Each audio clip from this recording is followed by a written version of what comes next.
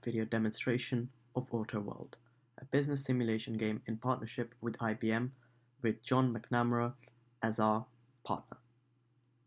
We are Team 18, consisting of Isha Irfan, Govind Bala, and Lingji Zhu. So the overview.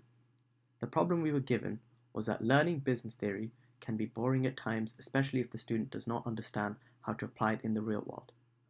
Our solution? Help students apply their theoretical knowledge in a fun and interactive way through a realistic simulation game.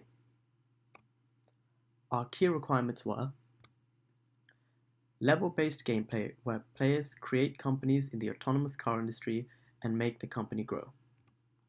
Simulate effects of real-world events on a virtual business. Graphs to visualize progress through some interactive and appealing data visualization for the player so that they can understand their business and how it is functioning. Integrate AI using IBM Watson APIs to make the game feel more like running a real-world business. And finally, the ability to compete and communicate with other players to have the best company. Here is a quick and simple system architecture diagram. So on the client side, we have the underlying technology of Unity, which is coded in C#, which communicates with our Java backend server, which is implemented with SQLite through a TCP socket. So on the Java side, we connect to the database using JDBC, a module in Java, and we use IBM APIs through the IBM Cloud Services. The main technologies we used were Unity for designing the front end, and IBM Watson APIs in the back end. We also used Java, and we used SQLite for our databases. The user is greeted on a login/register page where they can register.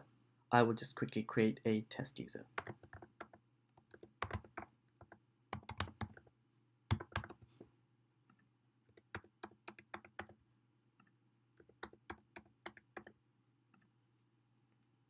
So once the user is successfully registered, they can log in.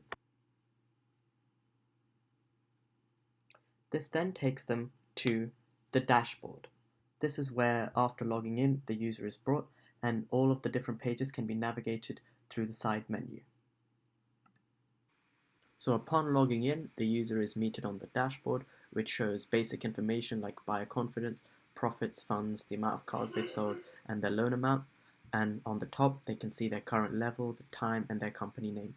On every page, there is also a question mark, which will just show this, which is just some instructions for the player. From the dashboard, we can also navigate to many other pages using the side menu. I will quickly demonstrate the news page, which makes use of Watson Discovery API. So here, we are fetching the latest news articles in the autonomous car industry. This is using an API call to a Watson Discovery model. So here are some of the titles and the links corresponding to them. So this is real-time news data. And the user can just peruse through and just look through all the pages. And here is a tutorial. So for example, we can look at this one. If we click this, it will open up a new tab which shows the news. This is a raw materials market page where the user can buy the raw materials to build their cars. I will quickly demonstrate by buying 1 unit of steel, and you will be prompted with a purchase succeeded.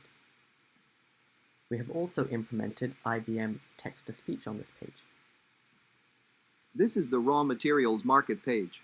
Here you can buy all the raw materials you need to build cars. You can see how many raw materials you currently have in your inventory in the factory page. Here is the labor market page, where there are 3 types of employees that you can hire, and you can manage your workforce using these. So you are limited to 10 employees per level, so the player must leverage the different types of employees they have, which have different effects. So I can just buy some like this, and I can just press the fire, and that will remove them from my workforce. Here is the actual factory page now, where the user can actually produce and manufacture cars. So it shows all information such as how many materials they have, the number of workers they have, and what the requirements to build a car are. The time taken is a function of how many mechanics you would like to assign to the job, and the selling price is a function of how many engineers you have in your workforce. These are complicated math functions that are coded in on the back end, and the user will have to figure out what the optimal ratio is. So since I only have one mechanic, I'll adjust that, and it will tell you the time taken, and I can click build, and here it is. Now this is a time left. This is a dynamic progress bar. After a short amount of time has passed, this will move, and eventually it will reach the end and the car will complete.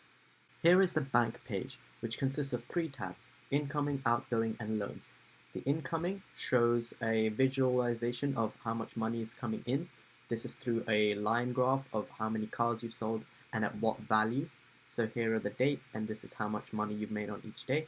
The outgoing page is essentially just a transaction ledger, which tells you where all your money is going, the quantity, the price, and the dates.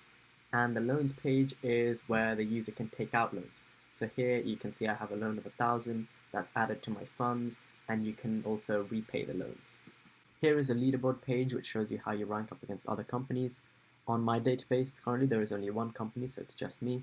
And here is a messaging board which you can use to communicate with other players. This updates every few seconds, and it shows you the date and the company that sent the message. So now I would like to demonstrate our game events. So every 2 days, a real-world news article is read and analyzed using tone analyzer, and then it is passed, and depending on its tone, it will make a game event and it will update the buyer confidence, which then affects the price materials cost for the player to buy. So this is done at login every 2 days, but I have managed to sped up that process by editing the backend SQL database. Just here. So this is neutral news. Here is the title, and it tells you that your confidence has changed by 0. So that can change by 1 or -1, and it will move this bar up and down, and it will affect this page, the multiplier of these.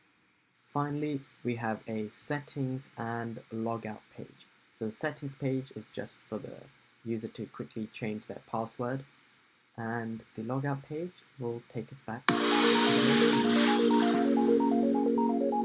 Here is a summary of achievements that we have done for this project. As you can see at the bottom, we have completed all of our essential features, the must-haves, and out of the optional features, the should, could, and wish, we have completed 9 out of 15 or 60%. Please pause the video here to go into more details with our requirements. Thank you.